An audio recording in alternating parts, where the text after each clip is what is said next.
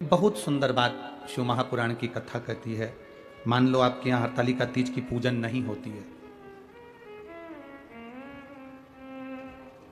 आपके यहाँ हरतालिका तीज का पूजन नहीं होता मान लो, और आपके यहाँ शिवलिंग है, शंकर भगवान की शिवपिंडी है, शिवलिंग है, तो भी आप अपने मंदिर में भी छोटा सा फुलेरा शंकर जी को आज हरतालिका तीज के दिन रात्रि भर के लिए लगा देना चाहिए, लगाना चाहिए। फुलेरा नहीं लगा सकते तो आम के पत्ते की या कोई भी पत्ते की एक झूमर भगवान शंकर के ऊपर लगाना चाहिए, शिव तत्व की प्राप्ति के लिए।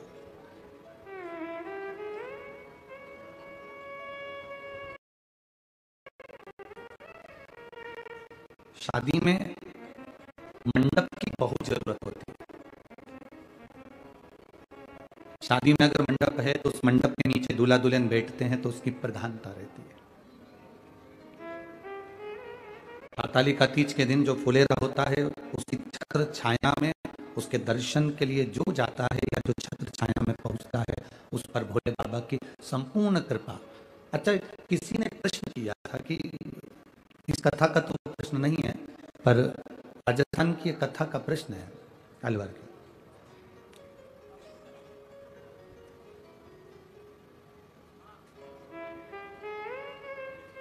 उमा माता ने, सती माता ने, कात्यायनी ने, कुष्मांडा ने, चंद्रघंटा ने, स्कंद माता ने, क्या गुरुजी इन माताओं ने शंकर जी की फुलेरा बांधकर पूजन नहीं करी? शिव जी ने पार्वती को ही फुलेरे का महत्व क्यों समझाया? एक कथा महाराष्ट्र में पहले करी थी, उसमें हमने हरतालिका तीज शिव महापुराण की कथा में वर्णन किया था सभी चीजों का। अब वापिस प्रसंग को तो नहीं ले रहे हैं, पर छोटा सा प्रसंग उस प्रश्न के उत्तर पर। शिवजी ने पार्वती को ही फुलेरे का महत्व क्यों समझाया? देवऋषि नारद ने जब पार्वती मैया को हिमालय राज की गोदी में देखा था, तब देवऋषि नारद ने भी पार्वती के कानों में यह कह दिया था कि पार्वती, अगर तुम्हारी ये पुत्री, तुम्हारी ये बेटी शंकर की आराधना करेगी, शिव की भक्ति में डूबेगी, और हस्त नक्षत्र पड़ गया, हस्त नक्षत्र की तृतीया अगर पड़ गई और वो तृतीया के दिन अगर इसके ऊपर कोई फूल का झूमर पड़ गया, तो तुम्हारी ये कन्या अभी तक सती बनकर जन्मी थी तो प्राण छूट गए थे, उमा बनकर जन्मी थी प्राण छूट गए थे, कात्यायनी बनकर जन्मी थी प्राण छूट गए थे, स्कंदा बनकर जन्मी थी प्राण छूट गए थे, इसको बार बार जन्म लेना पड़ा था। अगर एक बार इस कन्या ने उस फुलेरे के नीचे अगर पूजन कर ली और हस्त नक्षत्र और भद्रपद की तृतीया अगर पड़ गई, तो फिर ये पार्वती का कोई दूसरा जन्म नहीं होगा, यह जन्म इसका फिर आखिरी ही होगा। अब आप अंदाजा लगा कर देखिएगा कि पार्वती जी के जन्म के बाद कोई जन्म हुआ क्या? पार्वती को सती बनकर पहले जन्म ली, उमा बनकर जन्म ली, कात्यायनी बनकर जन्म ली, कुष्मांडा बनकर जन्म ली, बार बार फिर जन्म नहीं होता। फिर एक बार शिव की हो गई और शंकर पार्वती की हो गई। फुलेरे का दर्शन का मतलब क्या है कि आपके जिंदगी के जितने दुख हैं, आपके जीवन की जितनी तकलीफ हैं, आपके जीवन के जितने कष्ट हैं, आप देवादिदेव महादेव के उस फुलेरे के दर्शन कर कर महादेव को प्रदान कर दें और महादेव से उनका आशीर्वाद लेकर पुष्प की सुगंध की तरह वो आशीर्वाद हमारे जीवन को सुखमयता प्रदान करें। भक्ति का बल बढ़ाए। शिव कथा कर रही है। आज हरतालिका तीज संपूर्ण भारत देश की ही नहीं, संपूर्ण देश विदेश में विराजमान माताएं शिव जी को राजी करने के लिए, इस पूजन के लिए अपने अपने घर पर आनंद के साथ विराजी हैं। भक्ति को बढ़ाना है, अहंकार को निकाल कर बाहर कर देना है। दिवाली आती है तो सबसे पहला काम कौन सा होता है? बोलो जल्दी से, जम के बोलो। सफाई। दिवाली आती है तो सबसे पहला काम कौन सा होता है? घर की सफाई। अब कोई पूछे कि घर की सफाई क्यों करी जाती है? होली आती है तो कभी सफाई नहीं होती, दशहरा आता है तो नहीं होती है, कोई विशेष फंक्शन होता है तो घर की सफाई नहीं होती है, पर दिवाली आती है तो घर की सफाई क्यों, किस लिए? शिव महापुराण की कथा कहती है, जब लक्ष्मी घर में आए उससे पहले घर की सफाई कर लेना चाहिए। उसका कारण यह है कि साफ सफाई वाले घर के अंदर लक्ष्मी टिकती है और बहुत दिनों तक रहती है। घर की सफाई कर लेना चाहिए। अब कितनी सुंदर बात हमारे शास्त्रों में, हमारे वेदों में, हमारे पुराणों में कहा गया कि दीपावली आई, लक्ष्मी जी आई तो घर की सबसे पहला काम घर में करा गया, घर की सफाई। आपसे भी निवेदन है, आपके घर में जब लक्ष्मी बढ़ने लगे, दिवाली से मतलब नहीं है, दीपावली से मतलब नहीं है सफाई का, जब तुम्हारे घर में संपदा बढ़ने लगे, तुम्हारा व्यापार चलने लगे, तुम्हारी दुकान चलने लगे, तुम्हारी नौकरी अच्छी तरक्की की हो जाए, तुम्हारा पैकेज बढ़ जाए, खूब तुम कमाने लगो, तो निवेदन है जब लक्ष्मी तुम्हारे घर में आने लगे तो इस दिल की, इस मन की भी सफाई प्रतिदिन करते रहना, जिससे इसमें अहंकार ना जम जाए, इसमें अभिमान ना आ जाए, इसके अंदर अहंकार प्रकट ना हो जाए। जब आप अपने दिल की सफाई कर कर रखोगे, अभिमत्ता में नहीं फूलोगे, अहंकार में नहीं फूलोगे, अहंकार में अधिक नहीं बढ़ पाओगे, तो यह निश्चित है तुम्हारे यहां लक्ष्मी टिकेगी। जिसका घर साफ हो जाता है, सफाई हो जाती है, उसके यहां लक्ष्मी थोड़ी टिकती है, रुकती है, रहती है। आपके भीतर से अहंकार गया, काम गया, लोभ गया, वासना गई, तृष्णा गई, अहंकार गया, तो लक्ष्मी तुम्हारे घर में टिकेगी। और अगर तुम थोड़े बहुत भी अहंकार में फूल गए, मेरा पैसा, मेरी दौलत, मेरी गाड़ी, मेरा बंगला, मेरा वैभव, मेरी सत्ता, तुम मुझे जानते नहीं हो, तुम मुझे पहचानते नहीं हो, जब तुम अहंकार में फूलने लगोगे तो लक्ष्मी फिर टिकती नहीं, फिर लक्ष्मी चली जाती है, वहां टिकेगी नहीं लक्ष्मी। इसलिए दीपावली के पहले का सबसे पहला काम है सफाई करना। सफाई का मतलब यह नहीं है कि घर की सफाई करना, सफाई का मतलब है अपने दिल की सफाई करना, अपने मन की सफाई करना। इसके अंदर अहंकार ना रह जाए, इसके अंदर काम आसक्ति, तृष्णा ना रह जाए।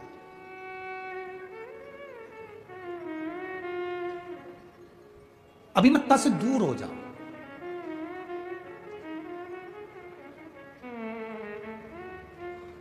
शिव महापुराण की एक बात अपनी जिंदगी में बहुत अच्छे से उतार कर रखी है, जो आपके जिंदगी में, आपके भी जीवन में और हमारे भी जीवन में काम आती है।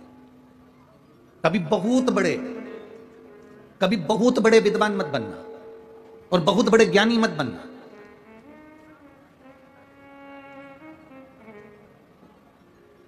ज्यादा विद्वान बन जाते हैं, ज्यादा ज्ञानी बन जाते हैं, तो वो भरा हुआ जो मटका है ना, वो झलकता है।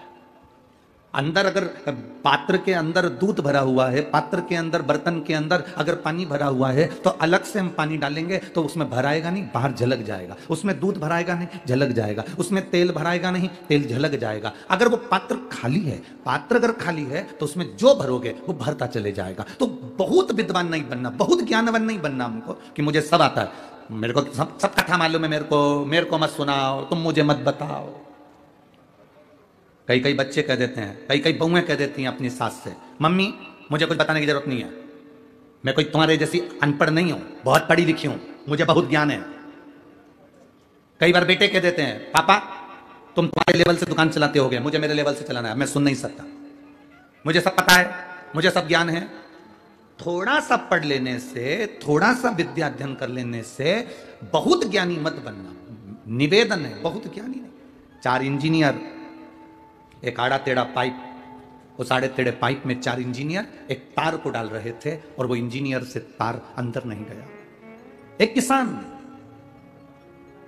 उन इंजीनियर को देखकर दुखी हो गया। उसने कहा, तुम्हें देख रहा हूं 4 दिन से तुम तार को उसके अंदर डाल रहे हो, आड़ा टेढ़ा पाइप है, इसमें जा नहीं रहा, मैं डाल सकता हूं। चारों इंजीनियरों ने विचार करा, बताओ कैसा मूर्ख है, एक तो किसान, गांव में रहने वाला, अकल तेरे में नहीं, हम 4 बड़े बड़े इंजीनियर, हमारी विद्वत्ता को तू क्या जानेगा, क्या तू इस तार को अंदर डाल सकता है? हाँ डाल दूंगा। एक इंजीनियर का, दे दो इसको। उसने कहा, अब भी आया, घर गया, घर के मकान में से एक चूहे को पकड़ लाया, चूहे की पूंछ में तार को बांध दिया, चूहे को अंदर छोड़ दिया, तार बाहर निकल गया, तार बाहर निकल गया। कभी कभी बहुत विद्वत्ता का अभिमान हमको डुबो देता है। रावण में और हनुमान जी में एक बहुत बड़ा अंतर था। रावण कौन था? आज भी लोग कहते हैं रावण बहुत विद्वान था। बोलो सही है कि गलत है? अरे जम के तो बोलो। रावण के लिए जो भी बोलेगा तो एक बात बोलेगा कि रावण बड़ा विद्वान था, पर हनुमान जी के लिए कोई नहीं बोलेगा कि हनुमान जी विद्वान थे। हनुमान जी के लिए लोग कहते हैं विद्यावान गुणी अति चातुर। क्या बोलते हैं? बोलो, जम के बोलो जरा। विद्यावान गुणी अति चातुर। हनुमान जी को विद्वान नहीं कहा, हनुमान जी को विद्यावान कहा। विद्वान जो होता है वो जगत में डोंडी पीटता रहता है, मुझे सब आता है, मुझे सब मालूम है, मुझे सब अकल है, तुम लोग नहीं जान सकते, हम लंकेश हैं, हम लंकेश हैं, यह विद्वत्ता। और विद्यावान क्या होता है? जब लंका में भी प्रवेश करता है तो मशक समान रूप धरकर प्रवेश कर जाता है। विद्वान में और विद्यावान में अंतर है।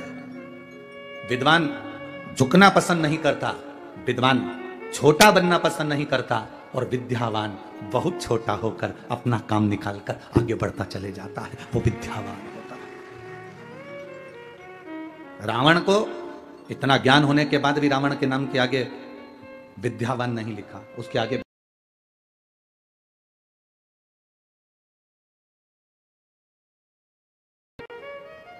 पर विद्यावान संबोधन से संबोधित नहीं किया उसको। शिव महापुराण की कथा कहती है बहुत ज्ञानी नहीं बनना हमको, बहुत विद्वान नहीं बनना हमको। आपको कितना आता है ये आप अपने अंदर रखिए, आप कितने चतुर हैं ये चतुरता आपके अंदर रखिए, आप कितने विद्वान हैं ये विद्वत्ता आपके अंदर रखिए।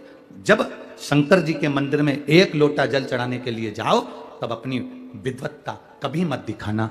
कोई जल चढ़ा रहा है, आड़ा टेढ़ा चढ़ा रहा है, शंकर जी को जल चढ़ाते समय तुम्हें नहीं कहना है कि जल ऐसे चढ़ाओ। तुम जब वो जल चढ़ाकर मंदिर के बाहर चले जाए और आप भी मंदिर के बाहर हो जाओ तब कहो कि तुम गलत तरीके से जल चढ़ा रहे थे, जल चढ़ाने का तरीका ये है, बेलपत्री चढ़ाने का तरीका ये है। पर भोलेनाथ के सामने अपनी विद्वत्ता नहीं दिखाना, अपना विद्वान पद मत दिखाना। भगवान के सामने ये मत दिखाना कि मुझे बहुत कुछ आता है और इसको कुछ नहीं आता। भगवान के सामने तुम ये कभी मत दिखाना कि मुझे सब कुछ आता है, इसको कुछ नहीं आता। जितने छोटे बन जाओगे मेरे भोले बाबा के आगे, जितने नरम बन जाओगे मेरे शंकर जी के सामने, जितने छोटे बन जाओगे उतनी झोली भरकर अपने घर पर लेकर जाओगे। जितने छोटे बन सकते हो उतने बन जाओ, जितने नम्र बन सकते हो उतने बन जाओ।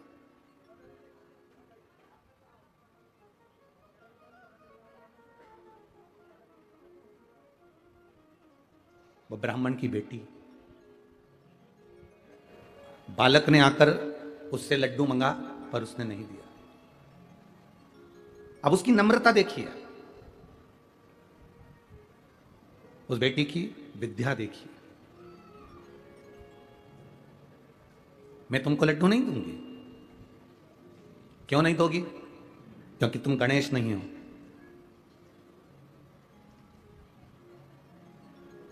अगर तुम गणेश होते तो तुम्हारी सूंड होती, अगर तुम गणेश होते तो तुम्हारे बड़े बड़े कान होते, अगर तुम गणेश होते तो तुम्हारी तोंद निकली हुई होती, अगर तुम गणेश होते तो तुम्हारा गज का मुख होता, पर तुम्हारा तो मनुष्य का मुख है। तुम तो मानव का मुख लेकर बैठे हो, तुम गणेश नहीं। गणेश जी ने कहा,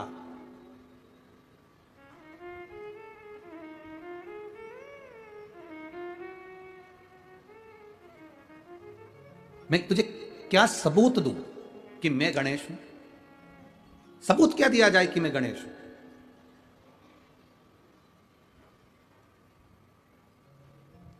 यह अनभिज्ञता है हमारी। एक छोटा सा लड़का पापा की शादी की एल्बम देख रहा था। किसकी शादी की? जम के बोलो जरा। पापा की शादी की एल्बम देख रहा है, और पापा की शादी की एल्बम देखते देखते देखते देखते एल्बम जब वो देखना प्रारंभ करा, देखता गया देखता गया देखता गया, पर वो एल्बम को देखते देखते देखते देखते आखिरी में खूब जोर जोर से रोने लगा। तो मम्मी ने पूछा क्यों रो रहा है? इसमें मेरा फोटो नहीं है। मां उसको समझाए कि तू पैदा ही नहीं हुआ था रे, इस फोटो में कहां से तू होगा? ऐसे संसार के कई लोग हैं जो रामायण पढ़ते हैं पर रामायण पर विश्वास नहीं करते, महाभारत पढ़ते हैं पर महाभारत पर विश्वास नहीं करते, शिव पुराण सुनते हैं पर शिव पुराण पर विश्वास नहीं करते। जो शंकर पर, राम पर, कृष्ण पर, हमारे वेदों पर, हमारी पुराणों पर, हमारी शास्त्रों पर जो विश्वास नहीं करता, समझ लेना कि वो पापा की एल्बम देखकर जिद कर रहा है कि मैं कहां हूं इसमें। उसको ये नहीं मालूम कि क्या शास्त्र, क्या वेद, क्या पुराण। आप लोग अगर रोज रोज मंदिर, तो अब लोग समझदार हो गए तो आप लोग किसी की सुनते नहीं हो। नहीं तो पहले जब शुरू शुरू में आपने शिव महापुराण की कथा सुनना चालू करी होगी और मंदिर जाना चालू करा होगा तो बहुत सारे लोग तुमको अकल देने वाले मिले होंगे। क्यों जाती हो, क्यों चक्कर में पड़ी हो बस सियोर वाला महाराज के, क्यों मंदिर जाती हो, क्या होगा बेलपत्र चढ़ाने से, क्या होगा फुलेरे का दर्शन करने से, क्या होगा धतूरा चढ़ाने से, क्या होगा वृक्ष की पत्ती शिव का श्रृंगार करने से। पहले लोग कहेंगे तुमको।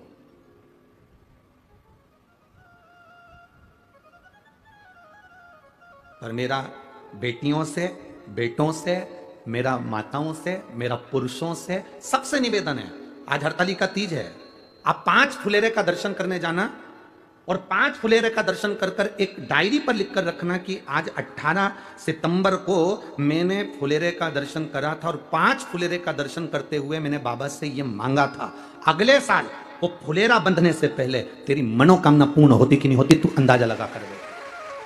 लिख के जरूर रखना कि सियोर वाला महाराज कहीं झूठ तो नहीं बोल दिया। मैंने जो मांगा था वो दिया कि नहीं दिया।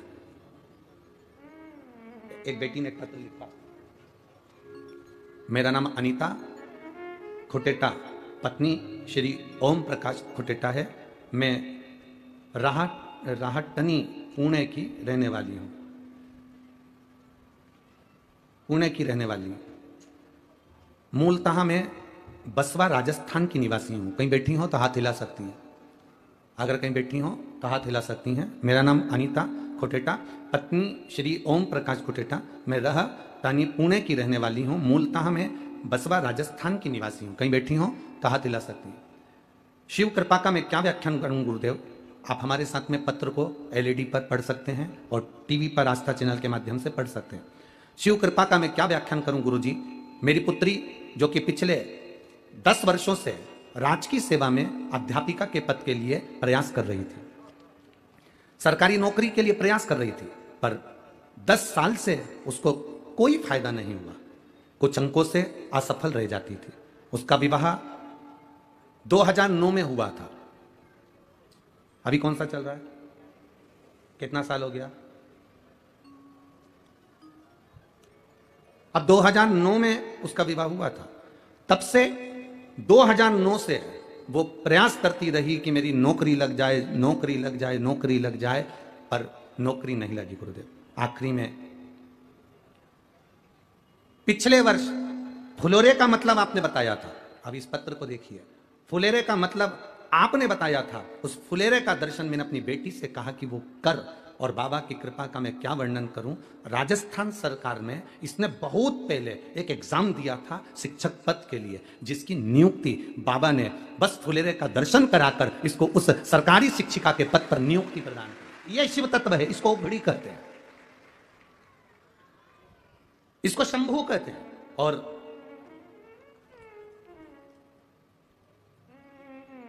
एक पत्र में उन्होंने एक और चीज लिखी है, इसी वर्ष बाबा की कृपा से 2023 में मेरे बाबा ने कृपा करी और पिछले वर्ष फुलेरे का दर्शन कर कर बाबा ने जो सुनी है, मेरी पुत्री ने पशुपति व्रत भी करा, बाबा का गुणगान भी करा और पुत्री को 35 वर्ष की आयु में सरकारी अध्यापक सफलता प्राप्त हुई है। ये बाबा की कृपा से प्राप्त हुई। शिव तत्व किसको कहते हैं? शंकर का गुणगान किसको कहते हैं? शंकर का गुणगान किसको कहा? आप क्या मांग रहे हैं शिव जी से, आप क्या कह रहे हैं शंकर भगवान से, ये आपके ऊपर निर्भर करता है। भोला सब दुख काटो, सब दुख काटो, शिव शंकर जपो तेरी माला, भोले बाबा जपो तेरी माला, भोला सब दुख काटो, ओ भोला सब दुख काटो। आप जाएं, हम तो बेटों से भी कहेंगे, हम पुरुषों से भी कहेंगे कि शर्म ना करें। किसी मंदिरों में अगर फुलेरा बंधा हो तो वहां जाएं, घरों में बंधा हो तो पूछ कर घर के अंदर दर्शन करने जाएं। अपने दिल की बात हाथ जोड़कर बाबा से हृदय के साथ कह कर आए, बाबा आप सुनोगे मेरी बात, आप स्वीकारो। शिव तत्व है, शिव तत्व की प्राप्ति।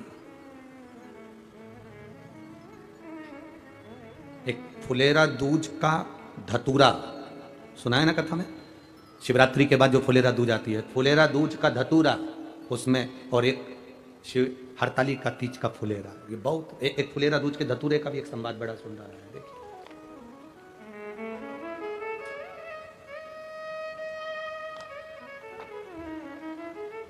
पत्र बहुत बड़ा है।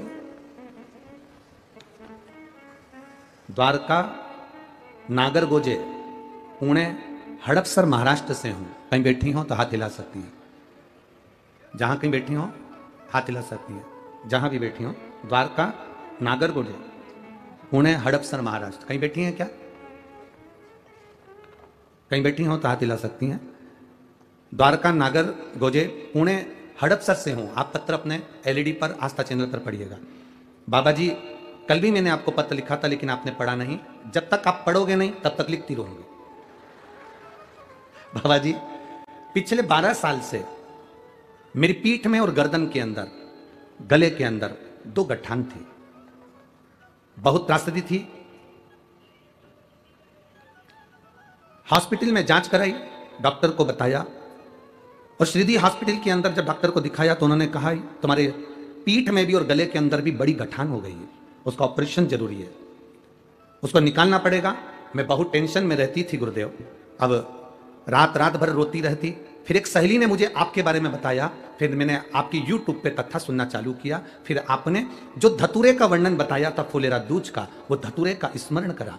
शिवरात्रि के दिन 7वां धतूरे का स्मरण शिवरात्रि के बाद जो आपने बताया वो किया। और बाबा की कृपा का मैं क्या गुणगान करूं गुरुदेव। मेरी पीठ की गांठ और गले की जो गठान थी उसके ऑपरेशन के लिए मुझे तारीख निकाली गई, और उस तारीख को मैं चेक कराने के लिए वापस गई तो डॉक्टर ने कहा ये कैसे हो सकता है, जिसका ऑपरेशन करना था वो गठान गल चुकी है। मैं बाबा को प्रणाम करने हड़पसर से। अगर कहीं बैठी हो तो अपने दोनों हाथ हिला सकती है। आई हुई है? अच्छा उधर हैं क्या? ठीक है, टीवी चैनल पर अगर वो दिख जाए तो देख लेंगे, नहीं तो एलईडी वाले अपने कैमरे से कवर कर सकते हैं। बधाई आपको, आपका स्वास्थ्य बाबा ठीक रखे। दोनों हाथ उठाकर एक बार हर हर। शिव तत्व इसको कहता है। बैठो बहन, बैठ जाइए। शिव की भक्ति इसी को कहते हैं। एक शिवरात्रि के बाद आने वाली फुलेरा दूज, कौन सी दूज? फुलेरा दूज, और एक हरताली का तीज का फुलेरा। इसके महत्व को जिस दिन तुम जान गए उस दिन सुख पा गए, सुख पा गए। लोग हंसेंगे, और देखो दुनिया के लोगों का काम है हंसना, वो तो हंसते रहेंगे। लोग ताना भी देंगे, तुम सीहोर वाले महाराज का कहना मानते ही क्यों? लोग अपशब्द भी कहेंगे, पर आग लगे बस्ती में अपन रहो मस्ती में। ये तो दुनिया के लोग कहते कुछ हैं और करते कुछ हैं। अब कहने को तो लोग कितना प्रेम से कहते हैं, कितना भाव से कहते हैं कि महिला घर की इज्जत होती है। बोलो, बोलते कि नहीं बोलते? अरे बोलो जम के जरा, बोलते कि नहीं बोलते? कहने वाले कहते हैं कि महिलाएं घर की इज्जत होती है, महिला घर की इज्जत होती है। पर मेरा निवेदन है, जो कह रहे हैं कि महिला घर की इज्जत होती है, उनसे निवेदन है कि आप उस महिला अगर घर की इज्जत होती है तो उसको इज्जत देते क्यों नहीं हो? कहने में और करने में अंतर है। कहने वाला तो कह देता है कि महिलाएं घर की इज्जत होती हैं, महिलाएं घर की इज्जत होती हैं, तो तुम कह तो रहे हो, पर अपने घर की महिला को इज्जत देना सीखो, अपने घर की महिला को आदर देना सीखो। केवल कहने से नहीं होगा कि महिला घर की इज्जत होती है। महिला को जिस दिन तुम इज्जत देना चालू कर दोगे उस दिन घर की इज्जत महिला होती है, तब मान्य होगा। ये तो दुनिया के लोग कुछ भी कहते फिरेंगे, इनका कोई वर्णन नहीं है। कहते कुछ है, होता कुछ है, कहते कुछ है, करते कुछ है। बोलने को बोल दिया कि महिला घर की इज्जत होती है, पर इज्जत दो तो। इज्जत देने से महिला इज्जतदार बनेगी। आप इज्जत दोगे नहीं। आप शब्द कहते हो, जब देखो जब 3 शब्द ऐसे बोल जाते हो, 2 मिनट के लिए घर आते हो, आड़े टेढ़े शब्द बोलकर चले जाते हो, ताने देकर चले जाते हो, आप शब्द कहकर चले जाते हो, उसको पांव की ठोकर के बराबर मानते हो। उसको धूल के बराबर मानते हो, और वो एक तरफ कहते हो कि महिला घर की इज्जत होती है। उसको इज्जत देना चालू करो, उसको सम्मान देना चालू करो। और जो सम्मान, जो इज्जत मेरे महादेव ने नारी को दी है, जो इज्जत, जो सम्मान मेरे भोले बाबा ने स्त्री को दिया है, जो इज्जत, जो सम्मान मेरे शंकर भगवान ने स्त्री को, नारी को दिया, ऐसा सम्मान दुनिया में कोई नहीं दे सकता। मेरे भोले बाबा जो दिए वो सम्मान कोई स्त्री को नहीं दे सकता। कौन दे सकता है? शंकर भगवान का शिवलिंग जमीन पर,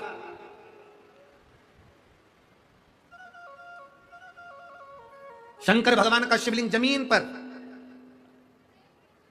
पार्वती जी जमीन पर हैं क्या? जम के बोलो जरा।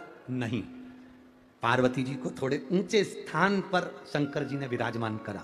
12 ज्योतिर्लिंग का दर्शन करने जाना, शिव मंदिर में दर्शन करने जाना, शंकर भगवान बिल्कुल जमीन पर शिवलिंग रखा हुआ है और पार्वती जी थोड़े ऊंचे स्थान पर बैठी हुई हैं, थोड़े ऊंचे स्थान पर बैठी। जितना आदर मेरे देवादिदेव महादेव ने स्त्री का करा है, जितना आदर मेरे देवादिदेव महादेव ने नारी का करा है, इसीलिए तो सबसे ज्यादा संख्या में शंकर भगवान की पूजन करती कौन है? नारियां करती। कारण क्या है? क्योंकि उन्हें आदर दिया है, उन्हें सम्मान दिया है। जो अपनी नारी का सम्मान करते हैं, जो स्त्री का सम्मान करते हैं, जो आदर करते हैं नारी का, जो नारी के लिए शब्द श्रेष्ठ बोलते हैं, नारी उसका आदर करती है। और जो नारी को अपशब्द कहते हैं, फिर नारी भी उसका आदर करना बंद कर देती है। कई लोग हमसे भी कहते हैं तुम्हारी कथा में सबसे ज्यादा स्त्रियां जाती हैं, सबसे ज्यादा महिलाएं जाती हैं।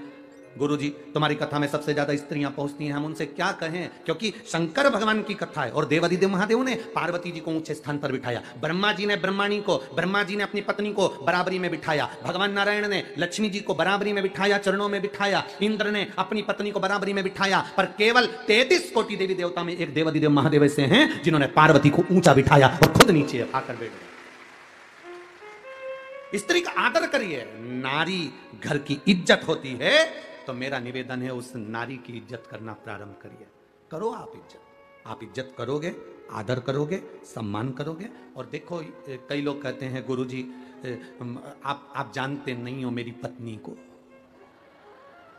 आप तो कह देते हो व्यासपीठ से, पर आप मेरी पत्नी को नहीं जानते।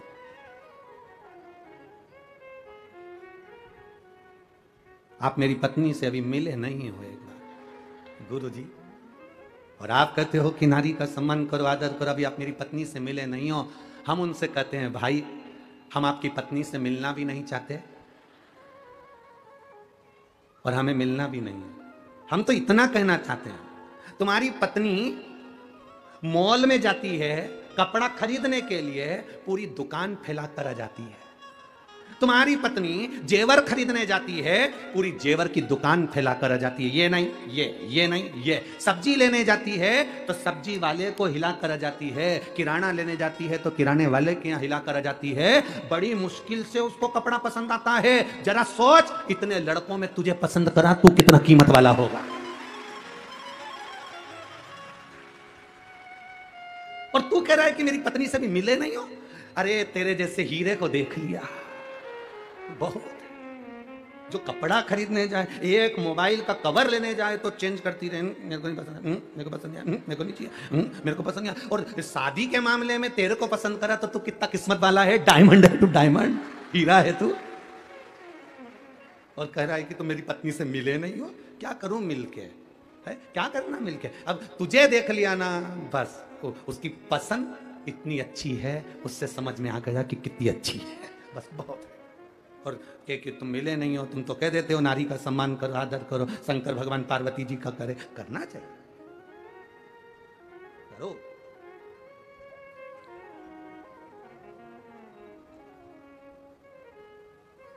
जितना आदर दोगे उतना आदर वो भी तुम्हें देगी। शिव कथा कहती है, शंकर भगवान ने पार्वती जी को ऊंचे स्थान पर बिठाया। अब शिव जी ने तो पार्वती जी को केवल ऊंचे स्थान पर बिठाया, पर पार्वती जी ने शंकर को अपने दिल के सबसे ऊंचे स्थान पर बिठाया कि मेरे शिव है, ये मेरे औघड़ी है, मेरे शंभु, मेरे त्रिकालदर्शी, मेरे कैलाशी।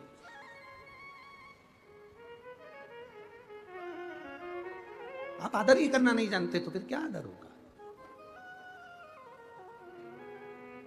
किसी को फूल दीजिए तो आपको भी फूल देगा। यहां पर लोग माला लेकर आते हैं तो उन्हीं की माला हम उनको ही दे देते हैं। बोलो सही है कि गलत है? कोई अगर सामान लाया है तो उसका उसको समर्पित है, ले जाओ।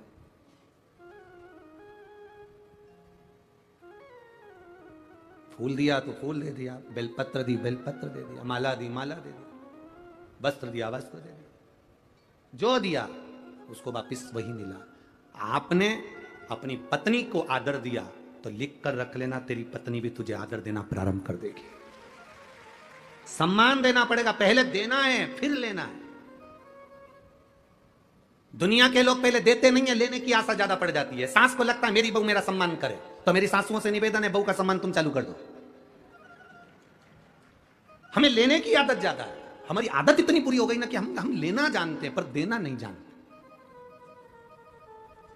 मेरी बहन राखी पे राखी बांधने आएगी तो अपने भतीजों के लिए कौन कौन से कपड़े लेके आएगी।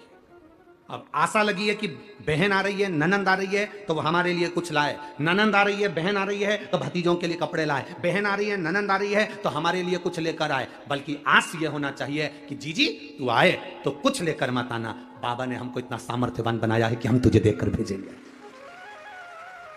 बाबा ने हमको इतना सामर्थ्यवान बनाया है कि हम तुझे देकर भेजेंगे, तू लेकर मत आना जीजी। यहां पर सब है।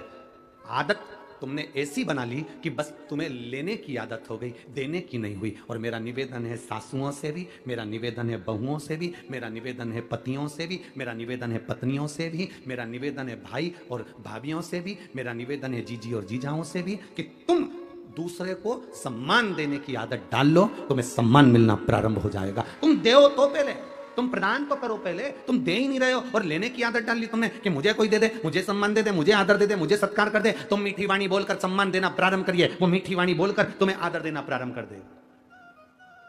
देगा।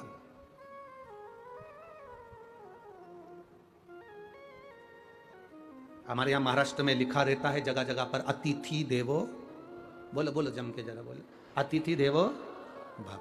कौन सा अतिथि?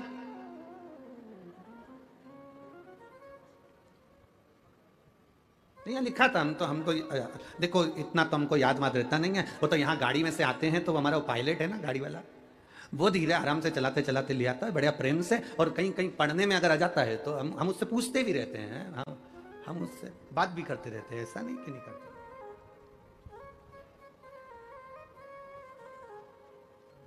अब वो हमने उससे पूछा क्यों रे पुणे में कल बहुत गर्दी थी, तो हमने उससे पूछा कि इसको मराठी में बोल।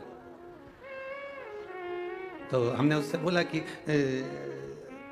हम बोल रहे थे उसको, हमारी भाषा में गलत हो सकता है कि सकाली गर्दी जास्ती आहे, तो हम सब उसको बोल रहे थे। तो वो बोला गुरुजी तुम्हें कभी मराठी नहीं आ सकती। हमने कहा हो ए भाऊ तेरे को ताती ना, तो क्या चांगली सब आते। हमने ठीक है बढ़िया, पर तेर को आती ना, बाकी अपनी मराठी तो ये कथा वाले समझ जाते, बस इनको समझ में जाए ना बस बहुत है। अब वहां लिखा था एक जगह पर अतिथि देवो भव। अतिथि कौन सा अतिथि? दो तरह के अतिथि होते हैं, दो तरह के मेहमान होते हैं। एक मेहमान वो होता है जो मन देख कर आता है, और दूसरा मेहमान वो होता है जो तुम्हारा मकान देख कर आता है।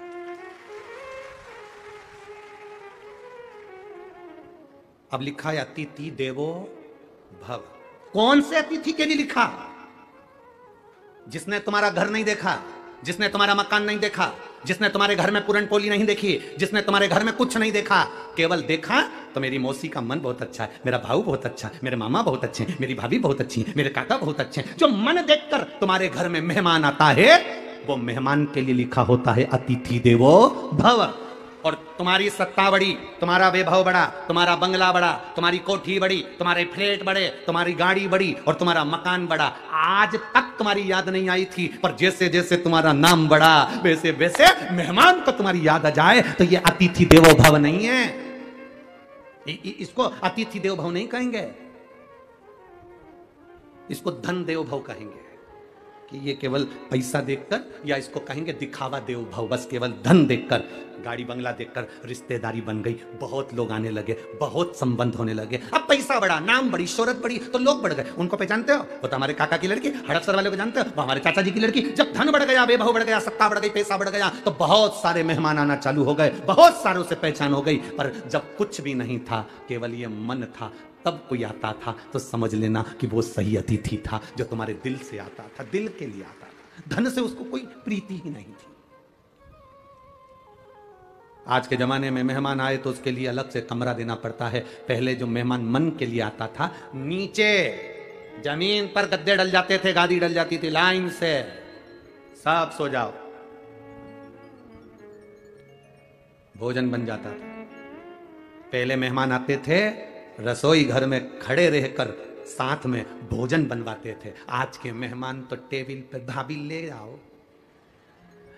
क्या बनाया है, इडली सांभर, भाभी बहुत अच्छा बनाया। तो मन ऐसा होता है, इतनी चरी, एक बार आके काम तो करी, कितनी खाई, थोड़ा सा तो काम कर, बहुत अच्छा बना। ये जो मेहमान हैं, जो केवल टेबल पर बैठकर, सामने बैठकर खाकर चले जाते हैं, रसोई घर में झांक कर भी नहीं आते कि एक बहू काम कर रही है, एक सास काम कर रही है, एक बुजुर्ग काम कर रहा है, चलो मैं आई हूं, मेहमान बनकर आई हूं। मेहमान का मतलब क्या होता है, जो मन में निवास करे, और मन में निवास करने वाला तो रसोई घर में आकर, ला बेटा मैं काम कर देती हूँ, सब्जी में काट देती हूँ, तू दूसरा काम कर ले, ला आटा में उसन देती हूँ, तू दूसरा काम कर ले। ये पहले के मेहमान होते थे, जो आते थे तो सीधे काम में लग जाते थे। आज के मेहमान तो इतनी डेंटिंग पेंटिंग करके आते, राम, इतनी।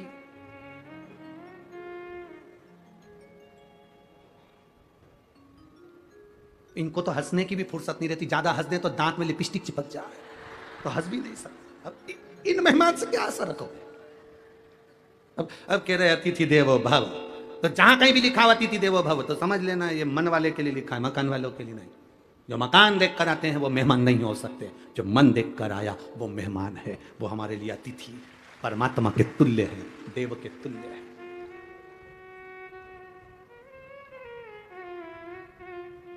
आज कल की बात है, आज की बात है, शंकर भाऊ के भैया आए थे, विजय भाऊ, तो उनके साथ में कुछ लोग आए थे, तो वो बाहर बैठकर बात कर रहे थे कि कथा में इतने अच्छे लोग आए हुए हैं, इतने सात्विक लोग आए हुए हैं कि कथा भी सुनते हैं, भजन भी करते हैं, रात भर इनके कीर्तन भजन ढोलक पेटी पर चलते रहते हैं और लोग नाचते आनंद करते रहते हैं। ये अतिथि हैं जो मन से आए, ये मकान देखकर नहीं, ये देखकर नहीं आए कि आप आमदार हो, ये देखकर नहीं आए कि आप प्रदेश के अध्यक्ष हो या देश के अध्यक्ष हो या आपके शहर के अध्यक्ष हो, ये देखकर आए हैं कि आप शंकर जी की कथा करा रहे हो तो आप शंकर के तुल्य हो, इसलिए शिव महापुराण की कथा में पहुंचे। ये शिव के तुल्य मानकर आपको आए। कथा करवाने वाला शंकर, कथा सुनने वाला शंकर, कथा करने वाला भी शंकर ही। हमको केवल एक निमित्त,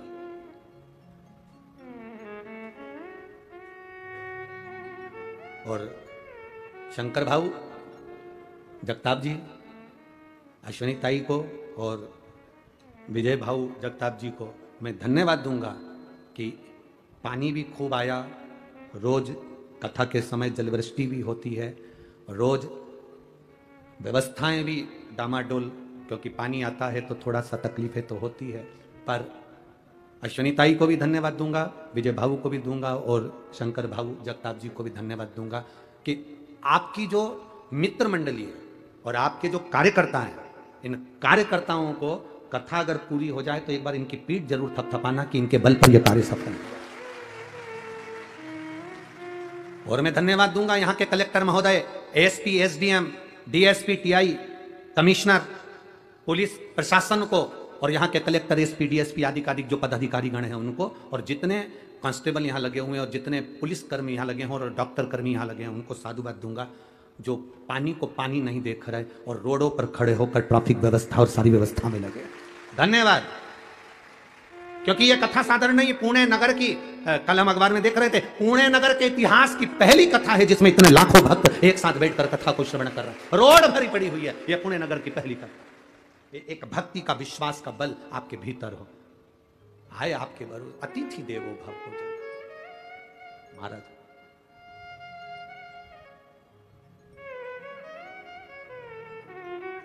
कहा बेटी ने कहा कि मुझे गणेश जी को मैं लड्डू दूंगी पर तुझे नहीं दूंगी, मैं तुझे नहीं दूंगी। मैं पहचान क्या तेरी? बड़े कान नहीं है, गजमुख नहीं है, सूंड नहीं है, तोंद नहीं है, तो पहचान क्या तेरी? मैं तुझको लड्डू नहीं दूंगी। आखिरी में बालक वहां से ओझल हो गया। पूरा रात्रि बेटी अकेली उस जंगल में रही। और गणेश जी जब पहुंचे तो शिव जी ने पूछा, क्या तू उस बेटी के हाथ का लड्डू खाकर आया? नहीं, उसने मुझे दिया नहीं, उसने मुझे नहीं दिया। शंकर का जो भक्त होता है, शिव का जो भक्त होता है, भगवान का जो भक्त होता है, इतनी जल्दी डोलता नहीं है। उसको पूर्ण भरोसा चाहिए, विश्वास, दृढ़ता उसके भीतर होना चाहिए। विश्वास पूर्ण हो। यहां कोई ऐसे एक पत्र आया है,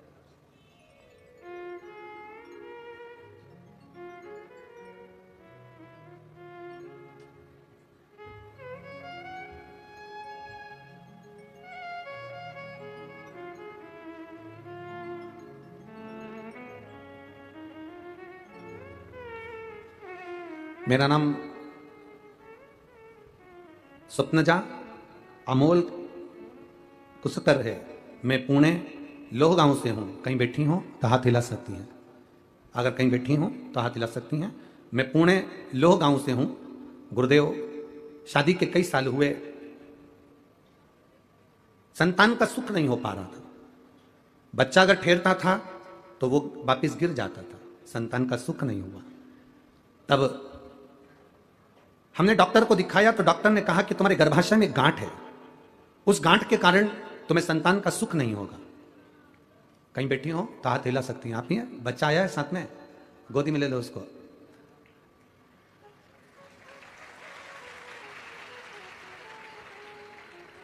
डॉक्टर ने कहा तुम्हारे शरीर में गांठ है, गर्भाशय में बच्चे का जन्म नहीं होगा, संतान का सुख कभी नहीं होगा। जब तक गर्भाशय की गांठ का ऑपरेशन नहीं हो जाता, संतान का सुख नहीं होगा। बड़े टेंशन में हो गए। समय आया, मेरी सास ने कहा कि तुम शिवपुराण सुनो, बाबा सब अच्छा करेगा। और मेरा गर्भ भी ठहरा गुरुदेव, शरीर में गांठ भी रही। डॉक्टर कहते रहे कि ये गांठ के कारण तुम्हारे यहाँ संतान नहीं होगी, पर मेरे बाबा ने मुझ पर कृपा करी और वो गांठ होने के बाद भी मेरे शिव जी ने मेरे गर्भाशय से एक बेटे को जन्म दिया। मैं उसको लेकर कथा मंडप में आई हूँ। बाबा की कृपा। उसको थोड़ा सा ऊंचा कर दो, बालक को थोड़ा सा गोदी में ऊंचा कर दो। श्री शिवाय नमस्तुभ्यम। रख लीजिए, बैठिए। साधुवाद, बधाई, ये शिव कृपा ही है। आपने एक लाइन बड़ी अच्छी लिखी है, लुटा दिया भंडार काशी वाले ने, कर दिया माला माल काशी वाले। शिव तत्व की प्राप्ति, बैठो बहन बैठो, शिव तत्व की प्राप्ति इसी को कहते हैं। शंकर की उदारता इसी को कहते हैं, आपका भरोसा इसी को कहते हैं। वो कैसे मिलेगा? आपने आपकी सासू की बात पर विश्वास करा और शिव महापुराण की कथा को टीवी पर सुना, टीवी पर सुनकर विश्वास कर कर फिर गर्भ धारण हुआ, तो यह भरोसा हो गया कि अब देगा तो मेरा महादेव देगा, दूसरा कोई नहीं दे सकता। यह विश्वास दृढ़ हो गया, पक्का हो गया। और विश्वास ही तो दृढ़ करना है, भरोसा ही तो पक्का करना है। हमारा विश्वास ही पक्का नहीं हो, हमारा भरोसा ही पक्का नहीं हो, तो हम कैसे भगवत तत्व को प्राप्त कर सकते हैं? यहां कई लोग आए होंगे, उनका विश्वास पक्का होना चाहिए। मैं कथा सुनने गई हूं, मैंने 7 दिन की शिव महापुराण की कथा, अष्टविनायक शिव महापुराण की कथा पुणे नगर में सांगवी में सुनी है। शंकर भाऊ उस कथा को कराए हैं, मैंने सुना उस कथा को, और मेरा विश्वास करता है अगली कथा कहीं पर भी होगी तो मेरा पत्र जरूर पहुंचेगा, यह निश्चित है। यह विश्वास के बल पर पहुंचता है। भरोसा होगा तो परमात्मा मिलेगा, भरोसा ही नहीं होगा तो परमात्मा कैसे मिलेगा? खाली ना जाता कोई दर से तुम्हारे, खाली ना जाता दर से तुम्हारे, मैं भी खड़ी हूँ नन्ही बाहें पसारे, अपने हृदय से लगा लो, गिरा जा रहा हूँ, उठा लो, भोले अपने दर से अब तो न टालो, गिरी जा रही हूँ, उठा लो। आप करो विनती, वो खाली नहीं भेजता।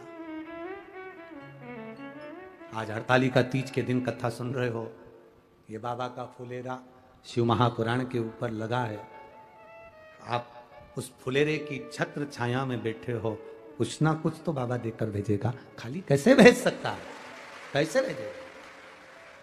विश्वास दृढ़ करिए, भरोसा पक्का करिए, वो आएगा, देगा, निश्चित है। कह दिया लड़की ने, मैं तुम्हें लड्डू नहीं, गणेश जी कह रहे भगवान शिव जी से, उसने मुझे नहीं दिया। अब गणेश जी को गुस्सा आया, गणेश जी ने कहा पिताजी से, बासी रोटी का लड्डू है और नाटक कितना कर रही है, मोतीचूर का होता तो बात दूसरी थी। शंकर भगवान ने पार्वती जी को इशारा कर दिया, आज इसको एक भी लड्डू मत देना। आज गणेश जी को लड्डू नहीं मिलना। मां के पास में श्री गणेश जी महाराज पहुंचकर कहते हैं, मां भूख लगी है, मोदक देना, लड्डू देना। मां कहती आज तो बना ही नहीं है। षडानंद कार्तिकेय जी के पास गए, गणेश जी भैया भूख लगी है। गणेश कार्तिकेय जी बोले, तेरी तो भूख बारी न्यारी है, तेरी भूख कम होती है, एक दो लड्डू से तेरा काम चलता है, नहीं है मेरे पास में। अशोक सुंदरी के पास पहुंच गए, जीजी लड्डू, जीजी के है ही नहीं, रखे थे तो ऊंदरा खा गया, चूहा, लड्डू ही नहीं बचे। ओ अब शंकर जी की लीला बड़ी अपरंपार है, शिव जी ने बड़ी भारी कृपा करी। गणेश जी को भूख लगी, और जब भूख लगती है तो चाहे सास हो, चाहे बहू हो, चाहे तुम रोज पिज्जा खाओ, चाहे बर्गर खाओ, चाहे चाउमीन खाओ, जब भूख लगती है तो बासी रोटी भी निपटा जाते हो। भूख लगने पर है, भूख लगी तो बासी रोटी। अब गणेश जी को याद आया, रात्रि का समय, मध्य रात्रि हो रही है, लड़की बेटी गणेश को पुकार रही है, मेरा गणेश आएगा, 2 लड्डू उसका, आधा पानी उसका, आधा लड्डू मेरा और आधा पानी मेरा। बस गणेश जी को याद आ गया, इतनी रात्रि को मंदिर भी बंद पड़े, कौन भोग लगाएगा, क्या करूं? एक ही बेटी है जो आधी रात को भी मुझे बुला रही है, आधी रात को।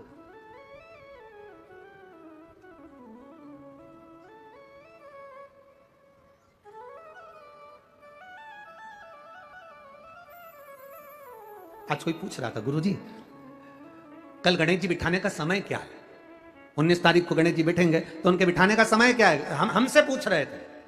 अब हम तो शंकर जी के भगत, शिव जी की उपासना, अब हम क्या समय बताएं? तो हमने उनसे कह दिया, जब गणेश जी फ्री हों।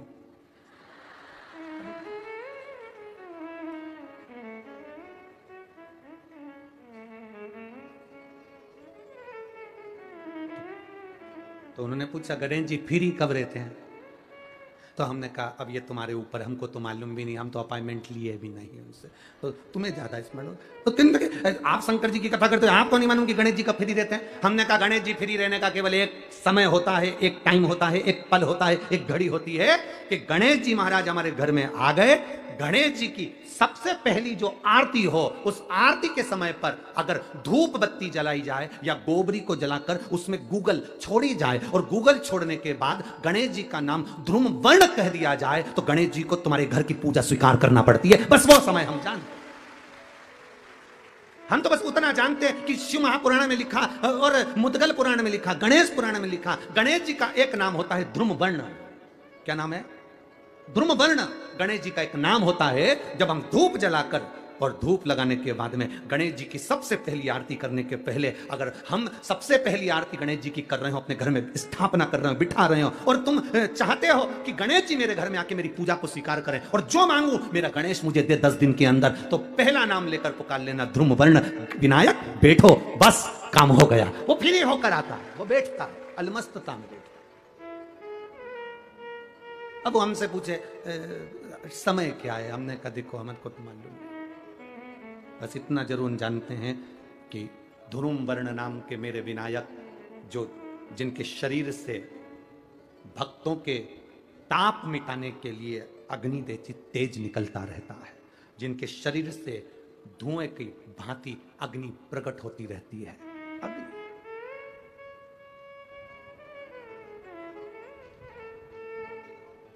हम तो उनको पहचानते हैं जो दुनिया के ताप मिटाने के लिए प्रगटा, उनके शरीर से अग्नि धुआं तेज पुंज प्रकट हुआ। तो वो ध्रुम वर्ण विनायक साधारण, उसका केवल नाम उच्चारण कर कर भी अगर विराजित किया जाए, वो आया स्वीकार करेगा। 10 आप अभी तक बिठा लेते थे, सिद्धि विनायक आओ, मयूरेश्वर आओ, भगवान को, बल्लेश्वर पधारो, आपने बुलाया, आया वो, बैठा वो, ऐसा नहीं कि नहीं बैठा, पर हमें समय का भान नहीं हो पाया। हम किस समय पर भगवान को रिझाएं? परमात्मा को रिझाने का कोई समय होता है? भगवान को तो जब तुम्हारी मर्जी पड़ जाए, जब तुम्हारा दिल कर जाए, तब मेरे भगवान को रिझाने का प्रयास करो, वो तुम्हारे करीब में आकर बैठ जाएगा, जब तुम्हारा मन पड़े, जब तुम्हारी मर्जी पड़े।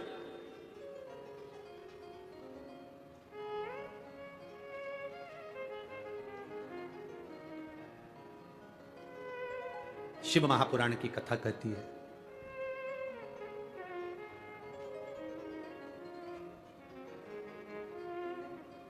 शिव तत्व कह रहा है। एक बार ब्रह्मा जी ने भगवान विष्णु से पूछ लिया था, ब्रह्मा जी ने भगवान नारायण से पूछा, भगवान विष्णु से पूछा कि इस ब्रह्मांड में जितना आदर किसी का नहीं होता, उतना आदर महादेव का होता है। और महादेव तो स्वयं मौन रहकर रहते हैं, समाधि में, तप साधना में डूबे रहते हैं, इसके बाद भी लोग उनका इतना आदर क्यों करते, इतना सम्मान क्यों करते? ब्रह्मा जी कहते हैं हम इतना देते हैं, भगवान नारायण इतना देते हैं, इंद्र इतना देते, वो इतना देते, वो इतना देते, शंकर भगवान कुछ नहीं देते। शिव जी तो केवल समय समय पर प्रदान करते हैं, इसके बाद भी उनका इतना आदर क्यों है? जो शंकर जी की शिव पुराण कहती है, वही हम आपसे भी कहना चाहेंगे, और वही इस पूरे देश राष्ट्र के हर एक नेता से कहना चाहेंगे। फ्री में अनाज दो मत दो, फ्री में कपड़ा दो मत दो, फ्री में आप सामान दो मत दो, पर राष्ट्र में दो चीजें फ्री होना चाहिए जो मेरे महादेव ने दी है, एक दवाई, दूसरी पढ़ाई, ये फ्री होना चाहिए। खाना फ्री दोगे कि नहीं दोगे उससे मतलब नहीं है, कपड़ा फ्री दोगे कि नहीं दोगे मतलब नहीं है। जितने राष्ट्र के राजनेता हैं, और ये शब्द पुणे की इस धरा से केंद्र तक पहुंचना चाहिए कि खाना फ्री मिले चाहे ना मिले, कपड़ा फ्री मिले चाहे ना मिले, पर दवाई और पढ़ाई ये तो फ्री होना चाहिए। कई लोग तड़प तड़प कर मर जाते हैं और उनको अच्छा हॉस्पिटल और उनको अच्छी दवा नहीं मिल पाती है, गरीब बड़ा तड़पता रहता है। कई लोग पढ़ने की आस लेकर बड़े बड़े शहर में जाते हैं, पर अच्छा कॉलेज, अच्छा स्कूल नहीं मिल पाता क्योंकि पैसा नहीं होता। तो राष्ट्र के राजनेताओं को चाहिए, अन्न दो चाहे मत दो, तुम कपड़ा दो चाहे मत दो फ्री में, पर दो चीजें फ्री दीजिए, एक दवाई फ्री दीजिए और एक पढ़ाई फ्री दीजिए, जो मेरे शंकर जी ने सबको दी है। शिव जी ने दो चीजें फ्री दी, एक गणेश जी से कहा तो बुद्धि दे, फ्री, और एक शंकर भगवान ने औषधि दी, इसलिए इसको महामृत्युंजय कहते हैं, वो फ्री दी है। निःशुल्क होना चाहिए दवाई और पढ़ाई। मेरा निवेदन है, इस क्लिप को काटकर पुणे की धरा से केंद्र की धरा तक जाना चाहिए, जिससे दवाई और पढ़ाई फ्री हो सके। गरीब से गरीब आदमी के लिए, छोटे से छोटे आदमी के लिए दवाई भी फ्री और पढ़ाई भी फ्री। लोग तड़पते रहते हैं, पैसे वाला व्यक्ति इलाज करवा लेता है, ठीक हो जाता है, गरीब बड़ा प्राण त्याग देता है। पैसे वाले व्यक्ति के बच्चे अच्छे कॉलेज में पहुंच जाते हैं, गरीब बड़े के लिए कॉलेज नहीं मिल पाता, स्कूल नहीं मिल पाता, पैसा नहीं है, उसको बहुत पढ़ना है, बहुत अच्छा लड़का है, बहुत अच्छी बेटी है, बहुत अच्छे नंबर ला सकती है, पर कोई एजुकेशन को आगे बढ़ाने वाला नहीं मिल रहा। शंकर जी जैसी बुद्धि रखना। शिव जी ने मोदक रोक दिया, पार्वती को इशारा करा, मत दे खाने को, इसको लड्डू मत देना। गणेश जी को याद आया, जाना है, पहुंच गए। आज सूंड रखकर भी गए हैं और पूरा स्वरूप रखकर गए, और मेरे गणेश जी महाराज सिद्धि विनायक बनकर लड़की के सामने पहुंचे। सिद्धि विनायक, सिद्धि विनायक का मतलब क्या होता है? उस असली मतलब को समझना है। सिद्धि विनायक का मतलब क्या है? सिद्धि विनायक क्या होता है? केवल नाम से सिद्धि विनायक हो गए, या उनके पास में सिद्धि थी, बुद्धि थी, रिद्धि थी, ये सब सिद्धि विनायक के लक्षण है? या गणेश जी के हाथ में लड्डू रखा तो सिद्धि विनायक है, कमल पुष्प पकड़े हैं तो सिद्धि विनायक है, मस्तक पर मुकुट रखा है तो सिद्धि विनायक है, या मुंबई में बैठे तो सिद्धि विनायक है, या पुणे की धरा पर बैठे तो सिद्धि विनायक है, आगरा में बैठे तो सिद्धि विनायक है? वो सिद्धि विनायक का मतलब नहीं। सिद्धि विनायक का मतलब क्या होता है, उस मतलब को समझिए। लड़की के सामने भगवान गणेश जी पहुंच गए। पहुंचने के बाद उससे लड्डू मांगा, लड़की ने 2 लड्डू दे दिए। आज मेरा गणेश आया है, ले लड्डू खा।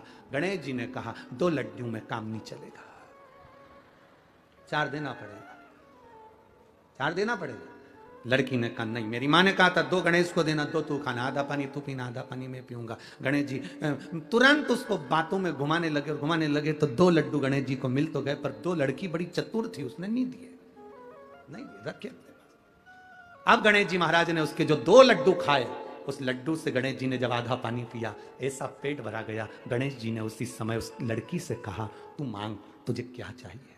तू मांग ले, तुझे क्या चाहिए। लड़की विचार कर रही है, घर मांगू, वर मांगू, पैसा मांगू, गाड़ी मांगू, बंगला मांगू, दौलत मांगू, कि गणेश जी कोई मांग लूं। लड़की विचार कर रही है। विचार करते करते करते करते ब्रह्म मुहूर्त हो गया, सुबह हो गई। गणेश जी ने उस लड़की से कहा तू मांगेगी नहीं? तो गणेश जी ने जब कहा तू मांगेगी नहीं, तो लड़की कहती है मैं विचार तो करूं ना, पहले मांगूंगी क्या, पहले विचार तो करूं। इतनी देर में गणेश जी ने कह दिया तू मेरे सामने बैठकर विचार कर रही है, जो तूने विचार करा, जो जो तेरे मन में आया, सब तुझे प्रदान किया। अब इसको कहते हैं सिद्धि विनायक। सिद्धि विनायक का मतलब क्या होता है? सिद्धि विनायक मंदिर की सीढ़ी पर जब चढ़ो, अंदर प्रवेश करो, फालतू की बात बंद हो जाना चाहिए। तुम्हें गणेश जी के सामने, सिद्धि विनायक के सामने जाकर ये भी नहीं कहना कि सामने मेरा ये काम कर दो। सिद्धि विनायक के सामने जाकर ये नहीं कहना कि मेरा ये काम कर दो। सिद्धि विनायक की सीढ़ी पर चढ़ो, अंदर मंदिर में प्रवेश करो, तुम जो सोचते जाओगे, बस सोचते सोचते तुमने 2 लड्डू बाबा को समर्पित कर दिए विनायक को, समझ लो तुम्हारा काम जो मांगा वो मिल गया। 2 लड्डू में पूर्ति है सिद्धि। बहुत होड़ लगती है साहब, बहुत होड़ लगती है। आज गणेश जी के मंदिर में 1.25 कुंटल लड्डू का भोग लगेगा। कितने कुंटल? जम के बोलो जरा। 1.25 कुंटल मोदक का भोग। आज गणेश जी के मंदिर में 1.25 कुंटल लड्डू का भोग। माइक पे चिल्लाया जाता है 1.25 कुंटल लड्डू का भोग लगेगा। गणेश जी को भोग लगेगा 1.25 कुंटल लड्डू का। वहां से जितने लोग निकल रहे हैं, गरीब बड़े के बच्चे भी निकल रहे हैं। वो गरीब के बच्चे सोच कर बैठे हैं रात को 9 बजे बटेंगे, उसके मुंह में राल आ रही है, वो तैयारी कर कर बैठा है। गणेश जी कह रहे हैं तुमने बोलकर उसको तड़फन दे दी और बाद में मुझे भोग लगाओ, तो ये लड्डू मैं स्वीकार कैसे करूं, इसको पाऊं कैसे मैं? 1.25 कुंटल लड्डू का भोग लगाना है, तुम्हें चिल्लाकर बोलने की जरूरत नहीं है। 1.25 कुंटल लड्डू का भोग लगाना है, तुम्हें बोलने की जरूरत नहीं। तुम आओ 1.25 कुंटल लड्डू का भोग लगाओ और बांटो सबको, मना नहीं। पर चिल्ला चिल्ला के सुबह से कान भर दिया, सुबह से चिल्ला रहे हैं आज 1.25 कुंटल खिचड़ी का भोग लगेगा, आज 1.25 कुंटल लड्डू का भोग लगेगा, आज भगवान को भोग लगेगा, आज भगवान को भोग लगेगा। जितने लोग जा रहे हैं सब गरीबड़ा अमीरड़ा, अमीर को कोई फर्क नहीं, पर गरीबड़ा मध्यम वर्गीय व्यक्ति को, उसके घर के बच्चों को लगता है शाम को जल्दी से आरती हो जाएगी ना, मेरे को लड्डू मिलेंगे, मेरे को लड्डू मिलेंगे, मेरे को लड्डू मिलेंगे। घर में जो माँ होती है ना, दिवाली पर गुजिया पपड़िया बनाती है, मठरी बनाती है, चकली बनाती है, अनरसे बनाती है। घर की माँ जब बनाती है तो छोटे छोटे बच्चे होते हैं ना, वो कहते हैं माँ दे देना। माँ कहती नहीं अभी दिवाली की पूजन होगी तब दूंगी, अभी नहीं अभी पूजन हो जाएगी तब दूंगी, माँ देना अभी पूजन हो जाएगी तब दूंगी। घर का बच्चा बिलखता रहता है, रोता है, तब माँ 2 गुजिये मठरी थोड़ा अलग रख देती है और उसमें से निकाल कर अपने बच्चे को दे देती है। माँ सोचती है पूजन होती रहेगी पर बच्चा भूखा है, ले ले मेरे गणेश जी के सामने चिल्ला चिल्ला करके 1.25 कुंटल लड्डू का भोग लगेगा, 1.25 कुंटल खिचड़ी का भोग लगेगा, 1.25 कुंटल ये लगेगा, 1.25 कुंटल वो लगेगा। बच्चों का हृदय मेरा गणेश किसी को देख नहीं सकता बिलखता हुआ, क्योंकि वो बुद्धि का देवता है। वो ऐसा लड्डू, वो कहता है दिल से दो मुझे, दिखावे से मत दो मुझे दिखावे से नहीं। यहां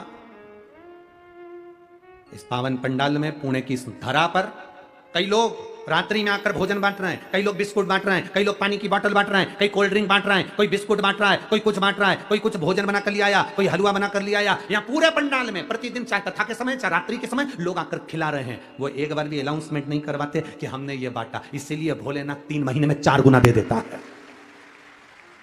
वो देकर जाते हैं 4 गुना मेरा भोलेनाथ दे देता है। 10 रुपए की पानी की बोतल अगर पिलाई है तो लिख कर रखना कि 10 रुपए का तुमको 3 महीने के अंदर चौगुना कर दिया कि नहीं दिया, लिखना जरूर और सीओर में पत्र भेजना जरूर, क्योंकि हम तो इन पत्रों से जान जाते हैं कि पत्र में है क्या, उससे पहचान हो जाती है कि तुमने क्या लिखा है, क्या देता है वो तुम्हें बाद में मालूम पड़ेगा।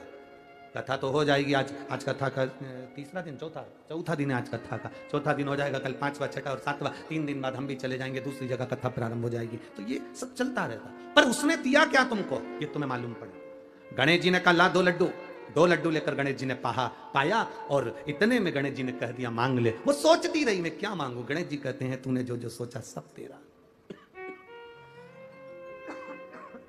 सब तेरा, जो तूने मांगा है सब तेरा। लड़की चतुर थी, उसने कहा मैंने जो मांगा वो सब मेरा है, पर आखिरी में एक और चीज मांगी थी, याद है तुमको? गणेश जी बोले मालूम है मेरे को। क्या? तुम्हें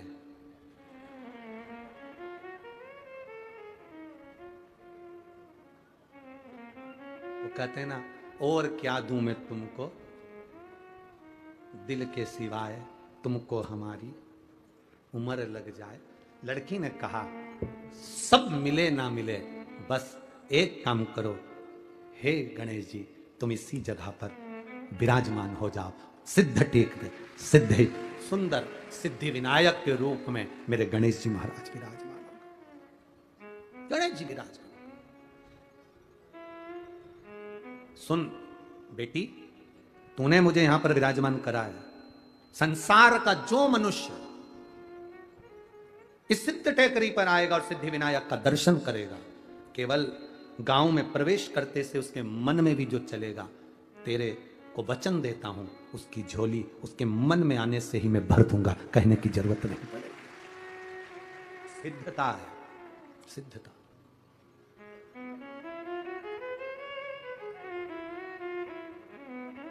और रिद्धि सिद्धि के दाता गजानन तुम्हें सबसे पहले हमारा नमस्कार है। सबसे पहला नमस्कार। हम लोग नाम लेते हैं ना, जम के बोलते हैं सिद्धि विनायक भगवान की। हम घर में कोई काम होता है तो कहते सिद्धि विनायक को बुलाओ, हमारे घर में कोई कार्य है तो सिद्धि विनायक को बुलाओ, पत्रिका जाए तो सिद्धि विनायक को। सिद्धि विनायक का मतलब तत्व। पहली ये पत्रिका का नियम कहां से आया कि शादी में गणेश जी को पहली पत्रिका, सबसे पहली पत्रिका किसको दी जाती है? बोलो। ये नियम कहां से नियम आ गया है कि पहली पत्रिका श्री गणेश जी महाराज को दी जाए? कोई तुमसे पूछे ये नियम कहां से आया?